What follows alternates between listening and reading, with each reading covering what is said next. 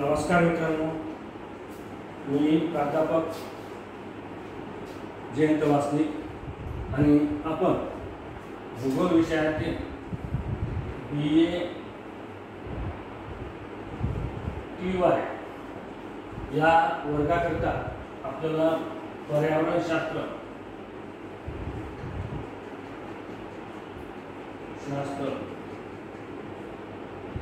या पेपरची आपण माहिती बघत आहोत। या आधीचे जे अनेक लेक्चर झाले, या अनेक लेक्चरमध्ये आपण पर्यावरणशास्त्रासंबंधीच्या ज्या काही वेगवेगळे पॉईंट आहेत, ज्यामध्ये पर्यावरणशास्त्र म्हणजे काय आणि प्रस्तावना आपण यामध्ये बघितली होती की आज आपल्या जी अर्थ आहे, या अर्थवरती आपण बघतो की या ठिकाणी एकमेव अर्थ आहे ज्या ठिकाणी सजीव हा अस्तित्वात आहे, ज्यामध्ये मानव असो, प्राणी असो, पक्षी असो, जीवजंतू असो, वनस्पती असो, या सगळ्यांचा या ठिकाणी अस्तित्व आहे। आणि हे अस्तित्व असल्या कारणाने या पृथ्वीला एक महत्त्व प्राप्त आहे। परंतु मानव हा या ठिकाणी सगळ्या घटकांमध्ये प्रभावशील आहे आणि हा सतत पर्यावरणाशी वेगवेगळ्या स्वरूपाचे त्या ठिकाणी आपल्या प्रगतीसाठी पर्यावरणातील वेगवेगळ्या घटकांचा हा उपयोग करून घेत असतो। आणि हा उपयोग करताना पर्यावरणातील वेगवेगळे घटक हे काही ठिकाणी कमी होताना दिसते। त्यांचं जे बॅलन्स आहे, वनस्पतीचा वापर जास्त प्रमाणात करतो मानव, त्याच्यामुळं त्या ठिकाणी पर्यावरणामध्ये एक इम्बॅलन्स निर्माण होते आणि त्यामुळे अनेक समस्या निर्माण होत आहेत आणि या समस्यांचं एक निराकरण करणं गरजेचं आहे। भावी पिढीसाठी आपल्याला आज जे पर्यावरणामध्ये ज्या पृथ्वीवरती ज्या काही विविध घटक आहेत, निसर्गनिर्मित जे घटक आहेत, ते घटक टिकून ठेवणे आणि मानव आणि निसर्ग यामधला जो संघर्ष सुरू झालेला आहे 21व्या शतकामध्ये, आपण बघतो की हा संघर्ष खूप मोठ्या प्रमाणात आहे। आज पाणी, जल हे सुद्धा एक मोठं संकट निर्माण झालेलं आहे। शुद्ध हवा ही सुद्धा एक मोठं संकट निर्माण झालेलं आहे। निसर्गामध्ये मानवाने अतिक्रमण मोठ्या प्रमाणात केल्याने अनेक नैसर्गिक घटक हे दिवसेंदिवस कमी होत आहे आणि त्यामुळे सजीवसृष्टी जी आहे ही धोक्यात आलेली आहे। तर त्या अनुषंगाने आज आपल्याला पर्यावरण हा विषय आपण अभ्यासणार आहोत। या संबंधित आपण अनेक पॉईंट जे आहे पर्यावरणासंबंधित या आधीच्या लेक्चरमध्ये आपण बघितलेले। आज आपण मागच्या लेक्चरमध्ये जो आपण महत्त्वाचा पॉईंट सुरू केला होता तो म्हणजे पर्यावरणाचे प्रकार। तर यामध्ये आपण बघितलं होतं की मित्रांनो, या पर्यावरणाचे जे आहे त्याच्यामध्ये दोन भागामध्ये आपण पर्यावरणाला विभाजित केलं होतं। यामध्ये पहिलं जे आहे नॅचरल इन्व्हायरमेंट आणि कल्चरल इन्व्हायरमेंट। त्यामध्ये नैसर्गिक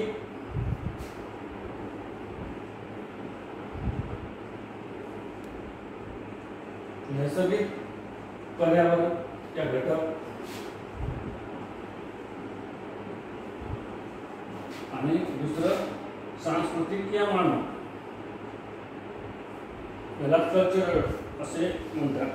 आता यामध्ये नैसर्गिक पर्यावरणामध्ये आपण बघितलं की निसर्गाने निर्माण केलेले जे घटक आहे त्या घटकाचा या नैसर्गिक पर्यावरणाअंतर्गत अभ्यास केला जातो। यामध्ये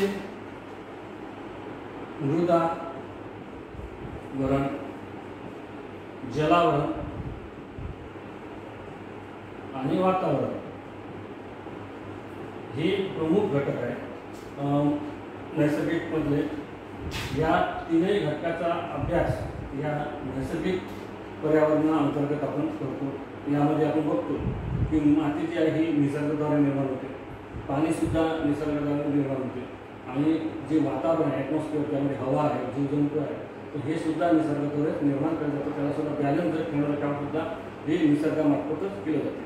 तर या आधीच्या लेक्चरमध्ये या संबंधीचे पॉईंट आपण बघितलेले आहेत आणि यामध्ये आपण नैसर्गिक पर्यावरणामध्ये जर बघितलं तर दुसरा जो पॉईंट आहे याच्यातला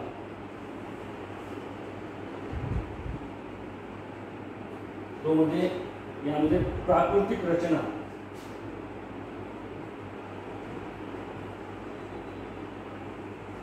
या प्राकृतिक रचनेचा सुद्धा अभ्यास नैसर्गिक पर्यावरणाअंतर्गत केला जातो। आपण जर बघितलं मित्रांनो तर पृथ्वीवरील सर्व जर भागाचा आपण अभ्यास केला तर या ठिकाणी सगळ्याच ठिकाणी मैदानी भाग नाही, सगळ्याच ठिकाणी जरा खोरेसुद्धा नाही. तर या ठिकाणी काही भाग हा उंच आहे, जसं हिमालय पर्वत असेल त्या हिमालय पर्वताचा उंच भाग दिसून येतो. त्यानंतर आपल्याला मैदानी भाग नदी खोऱ्याचा भाग दिसून येतो. गंगा नदी असेल, सिंधू नदी असेल, या ब्रह्मपुत्रा नदी असेल, तो भारतातला जो मधला भाग आहे, दक्षिण भारताचा मध्य भाग आहे, त्या ठिकाणी मैदानी भाग दिसतो. त्यानंतर खाली आणखी सातपुडा आणि सह्याद्री पर्वतरांगा दिसतात, आणखी मैदानी भाग दिसतो. तर अशा प्रकारे उंच पठारी भाग, दऱ्याखोऱ्याचा भाग, वेगवेगळ्या स्वरूपाचा उंच सखल भाग आहे. याचा प्राकृतिक रचनेचा सुद्धा अभ्यास या नैसर्गिक पर्यावरणाअंतर्गत आपण करतो. दुसरा आहे हवामान. या सुद्धा नैसर्गिक पर्यावरणाअंतर्गत हवामानाचा सुद्धा आपण अभ्यास करतो. मित्रांनो, प्रत्येक जीव हा ज्या ठिकाणी अस्तित्वात असतो त्या ठिकाणच्या हवामानाशी तो निगडीत किंवा त्या समायोजन करतो, आणि तो जर त्या हवामानासोबत समायोजन करू शकला नाही तर तो नष्ट होतो. तर त्या ठिकाणी आपण बघतो की आपण हिमालय पर्वतात जर गेलो तर त्या ठिकाणी तापमान हे अत्यंत कमी आहे, बर्फाच्छादित भाग आहे, आणि त्यामुळं त्या ठिकाणी वनस्पती आणि प्राणी हे त्या हवामानाला टिकून राहतील असे त्या ठिकाणी दिसून येते. त्याच्यामुळे त्या ठिकाणचं पर्यावरणाला अनुसरूनच ते जीवजंतू जे आहे, जैविक घटक जे आहे हे त्या ठिकाणी टिकून राहतात. आणि सगळ्या जर अर्थचा किंवा भारताचा विचार केला तर सगळ्या ठिकाणी सारख्या प्रकारचं तापमान किंवा पर्जन्यमान किंवा उष्णता किंवा हवामान दिसून येत नाही.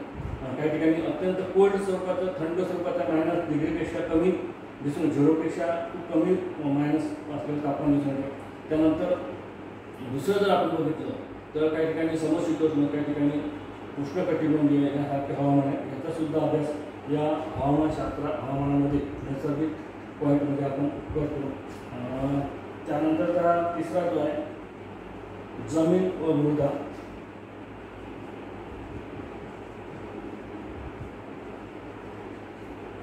तर जमीन व मृदा हा सुद्धा नैसर्गिक पर्यावरणाच्या अंतर्गत आपण हा सुद्धा अभ्यास आपण करतो.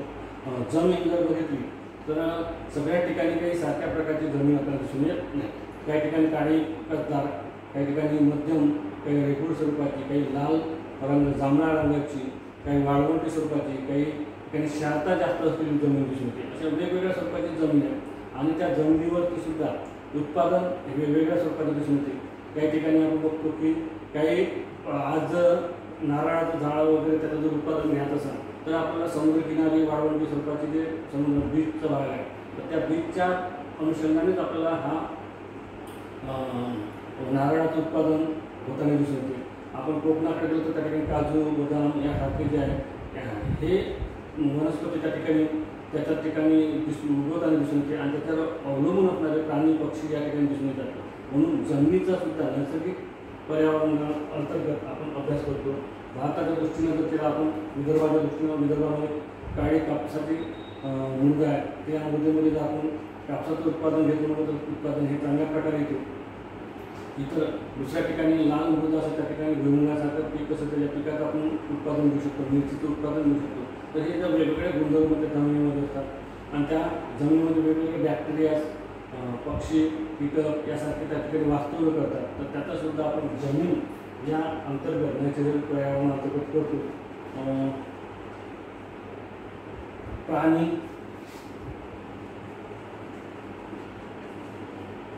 आपण बघतो की सगळ्या ठिकाणी सगळ्याच प्रकारचे प्राणी दिसून येत नाही. हिमालय पर्वतामध्ये जे बिअर्स अस्वल आहे, व्हाईट अस्वल आपण त्या ठिकाणी दिसून येते. आपल्या ताडोबाकडे गेलो तर ताडोबामध्ये वाघाची वेगळी दिसून येते. सुंदरबनमध्ये वाघाची संख्या वेगळ्या स्वरूपाची दिसून येते. गुजरातमध्ये वेगळ्या स्वरूपाच्या वाघाची संख्या आपल्याला दिसून येते. वेगवेगळ्या प्रजातीचे वाघ, सिंह, अस्वल, वेगवेगळ्या प्राणी पक्षी हे वेगवेगळ्या वातावरणामध्ये टिकून राहतात. कारण का थंड हवेच्या ठिकाणी जर बघितलं त्याचं केसाळ प्राणी हे जास्त दिसून येतात. वनस्पती जी आहे त्याची खाल जी आहे ही चांगल्या जाड स्वरूपाची असते. तर अशा प्रकारे प्राणी आणि वनस्पती ही त्या वातावरणानुसार टिकून राहतात, आणि त्या आधारावर सुद्धा नैसर्गिक पर्यावरणाअंतर्गत प्राणी या घटकाचा सुद्धा आपण अभ्यास करतो. वनस्पती आणि सूक्ष्मजीवसुद्धा आपण दलदलीच्या भागातील सूक्ष्मजीव, वाळवंटी प्रदेशातले सूक्ष्मजीव असेल, या कोरड्या हवामानातले असेल, या विषुववृत्तीय प्रदेशातील बॅक्टेरिया असेल यामध्ये सुद्धा अनेक विविधता दिसून येते. याचासुद्धा अभ्यास आपण नैसर्गिक पर्यावरणाअंतर्गत करतो. तर अशा प्रकारे वनस्पती, प्राणी, सूक्ष्मजीव या सगळ्या घटकाचा नैसर्गिक पर्यावरणाअंतर्गत आपण अभ्यास करतो. पुढचा जो मानव आहे, मानवनिर्मित पर्यावरण याचासुद्धा आपण पुढच्या लेक्चरमध्ये अभ्यास करणार आहोत. आज आपण इथं थांबूया आणि पुढच्या लेक्चरमध्ये या उरलेल्या पॉईंटचा आपण अभ्यास करूया. अपेक्षित आहे की हा पॉईंट आपल्याला समजला असेल आणि पुढचा पॉईंट आपण पुढच्या लेक्चरमध्ये बघूया. तोपर्यंत धन्यवाद.